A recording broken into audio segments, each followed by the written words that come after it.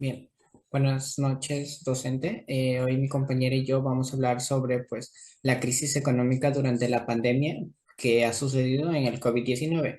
Como punto número uno encontramos la introducción en la cual abarcaremos que encontramos que esta crisis es un fenómeno que tiene muchas dimensiones, por lo que no existe como tal una manera de definirla, pero se podría mencionar que es una situación en la que hay una caída repentina y sostenida de la actividad económica, ya que esto puede manifestarse en forma de una caída del PIB, del nivel de inversión, del empleo y del consumo, teniendo repercusiones sociales y políticas.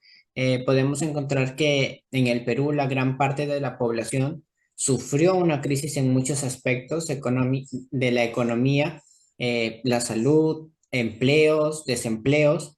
Y pues por otro lado, como el coronavirus fue una enfermedad que surge en el mes de noviembre del año del 2019, nadie lo pudo controlar. Tenido el impacto a nivel de todo el mundo, fue una enfermedad que no solo generó la pérdida de cuantiosas vidas humanas, sino también ha aumentado la brecha de pobrezas, impactando en el desarrollo humano y las actividades económicas, que pues se vio disminuida por una serie de factores tales como crisis políticas, crisis financieras, crisis de ciclo, crisis demográficas, crisis comerciales y crisis tecnológicas. Y pues claramente esto ha afectado la estabilidad financiera de muchos países, incluidos el nuestro. Y pues esta crisis económica es por la pandemia del COVID-19 que se dio por la baja productividad y la pérdida del trabajo y la reducción de la producción. Pues en esto se vio la subida de precios, la incertidumbre de la demanda y la caída en las exportaciones que afectó la balanza comercial y la inversión extranjera. Encontramos el capítulo uno en el cual hablaremos sobre la percepción del COVID-19 y la pobreza. Su concepto es que pues la pobreza puede por consiguiente considerarse como un nivel reducido de capacidad o como dice CEN en el año 2020, la imposibilidad de las capacidades básicas para alcanzar determinados niveles mínimamente aceptables. Su caracteriza de la pobreza, pues se puede decir que son mismas cualidades intrínsecas que va arraigada y sujeta a la falta de uno u otro renglón socioeconómico, la falta de salud, la falta de vivienda, la falta de ingresos, falta de empleo, falta de agricultura estable, falta de nutrición, falta tecnológica, falta de educación y mortalidad infantil. Como lo menciona Bakiro, la pobreza persiste a altos niveles de pobreza. En la pobreza persisten altos niveles de pobreza y carencias sociales, las pérdidas reales de los ingresos salarios y precarización de las condiciones laborales. Las causas de la pobreza, indicó el jefe de INEI, que pues a pesar de que en el 2009 hubo un crecimiento económico del 0,9% del PBI, la desigualdad económica es una de las principales causas de la pobreza. Cuando la riqueza está concentrada en pocas manos, la mayoría de las personas no tienen acceso a oportunidades justas para mejorar la calidad de su vida.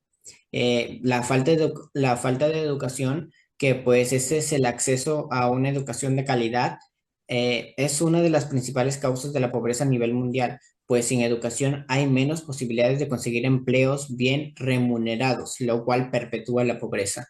El desempleo y el subempleo, pues este es una consecuencia de la falta de educación y la pobreza misma. Los problemas de la salud, especialmente cuando se combinan con la falta de servicios médicos accesibles, pueden sumir a las personas en las pobrezas. Las familias a menudo se endeudan para cubrir los costos médicos, lo que empeora su situación económica. En el conflicto y violencia encontramos que pues pueden destruir las economías locales y forzar a las personas a abandonar sus hogares. Hay varios tipos de pobreza en el cual como punto número uno hablaremos sobre la pobreza absoluta o extrema, que pues esta considera a quienes aún destinando todos sus ingresos a la compra de alimentos no alcanzan a comprar la canasta básica alimentaria. Y en la pobreza relativa encontramos que, pues, aunque la noción de la pobreza absoluta aún debe ser ingrediente esencial en la evaluación de la calidad de vida de los países en desarrollo y en transición, es hora de que la pobreza relativa comience a ser sistemáticamente estimada para esos mismos países. Ahora hablaremos sobre el análisis desde el punto de la macroeconomía, que pues el COVID-19 ha causado pérdidas que provocan una profunda crisis económica, trayendo consigo una abertura brusca de diversos sectores económicos, especialmente en los que se involucra un mayor grado de interacción personal.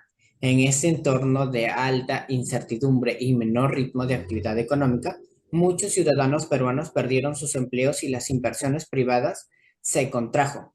Durante el segundo trimestre del año pasado se perdieron 6 millones de empleos y la población ocupada se redujo al 39,6%.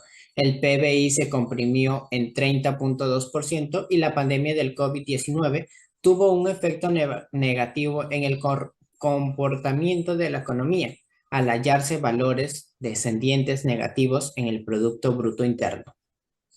Eh, Ahora hablaremos desde el punto microeconómico, que pues debido a la pandemia se realizó un confinamiento obligatorio en nuestro país que millones de empresas se vieron obligados de cerrar sus puertas para cumplir con las medidas establecidas por parte de nuestro gobierno, provocando a la sociedad las dificultades de obtener ingresos económicos. Y pues los MIPES cumplen un rol muy importante en la economía peruana, ya que pues contribuyen a un 24% del PBI nacional y también generan una gran cantidad de empleos que van a ayudar en el crecimiento de la economía nacional. En el capítulo 2 hablaremos sobre los derechos humanos en contexto de pandemia, que encontramos que el derecho a la vida se luchó y aún se sigue luchando contra el COVID-19 para proteger la vida de todos los seres humanos. Invocar al derecho en la vida nos recuerda que todos los estados tienen el deber de proteger la vida humana, incluso abandonando las condiciones generales en la sociedad que supongan amenazas directas a la vida. Estos estados están siendo reforzados extraordinarios para eso y eso debe seguir siendo el objetivo principal, ya que existen normas que buscan el bienestar de la sociedad, siendo así un tema fundamental para el desarrollo de los derechos previstos en toda constitución. Hablaremos también sobre el derecho a la salud, que pues este derecho es inherente a la vida, ya que el COVID-19 está llevando al límite la capacidad de los estados de proteger el derecho a la salud. Todo ser humano tiene derecho al disfrute del nivel máximo posible de la salud, que le permite vivir dignamente. Todas las personas, sea cual fuera su condición social o económica, deberían tener acceso a la atención de la salud que necesitan. Pues resulta paradójico que en la era de la robótica, de la ingeniería genética o de la tecnología, continúen existiendo millones de niños desnutridos. En el capítulo 3 Capítulo 3. Repercusiones económicas y sociales y humanitarias que provocó el COVID-19.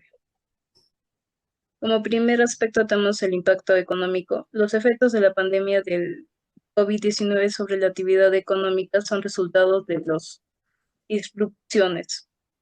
La más inmediata es la imposibilidad de trabajar a aquellos que contraen la enfermedad. Los efectos del COVID y de las medidas de contención ya que eran visibles en la estimación final para el primer trimestre del 2020. Una contracción del 5%, así como en las cifras de empleo y producción fabril. La estimación anticipada del crecimiento del PBI en el segundo trimestre muestra la contracción del 32,9%. La pandemia ha provocado quiebras de empresas, un descenso de la inversión privada, una menor integración de las cadenas de valor y una erosión de las capacidades productivas y el capital humano. tenemos el PBI, el plano económico. El Perú será uno de los países más afectados del mundo, con una contracción en el Producto Bruto Interno PBI de menos el 12% en el 2022,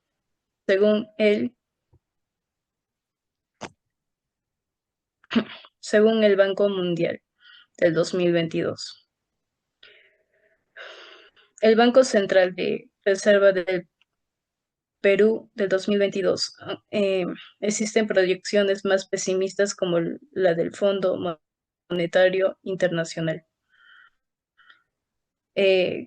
También está la pobreza y la desigualdad. Como lo menciona García y Sánchez, la recuperación dependerá de la evolución de la economía mundial y del dinamismo de los flujos internacionales en el comercio y finanza hacia la región. El cierre de actividades económicas, la destrucción de empleo y la reducción del comercio, la inversión y las remesas. Tiene su reflejo en el incremento de la desigualdad y la pobreza. El incremento de la desigualdad, la revivado las protestas sociales en la región, generalizando las manifestaciones durante la segunda mitad del 2029. La definitiva, la pandemia está teniendo un fuerte impacto económico y social en América Latina. Se ha incrementado el desempleo, se han cerrado empresas, se han deteriorado las cuentas públicas y han aumentado la pobreza y la desigualdad. Los servicios básicos. El aislamiento social social obligatorio no fue cumplido a cabalidad. Por el contrario, muchas personas no lo han acatado por la falta de responsabilidad frente a las exigencias de nuestro país. Más de 4 millones de personas no cuentan con vivienda ni servicios básicos, lo que dificultó que esta población en estado de vulnerabilidad pudiera enfrentar adecuadamente la pandemia. Y además supone un riesgo para la actividad del resto de la comunidad. Si bien el origen de esta problemática es social, desde nuestra perspectiva, cabe preguntarnos sobre qué disposiciones tienen implicancias en esos asuntos y a partir de ellos, qué se puede hacer como para mejorar esta realidad. Según López, se menciona uno de los grandes problemas que hemos tenido para enfrentar con mayor éxito la pandemia del COVID-19 es el nivel alto que carece los servicios básicos y que tiene que ver con el altísimo nivel de informalidad en las viviendas. Tenemos ahora escuelas económicas. La pandemia ha golpeado fuertemente la economía, llevando a la suspensión total o parcial de las actividades productivas